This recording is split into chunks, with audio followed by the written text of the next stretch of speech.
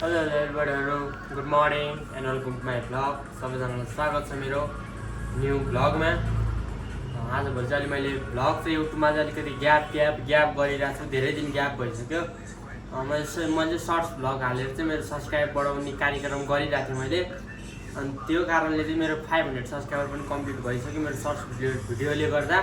अनि अब चाहिँ लङ भिडियो चाहिँ अहिलेकै हाल्यो भने चाहिँ खासै भ्यू चाहिँ आउँदैन नि त, किनभने सर्ट्स भिडियोले भ्यू तानिरहेको हुन्छ, लङ भिडियोमा चाहिँ खासै भ्यू आउँदैन नि त।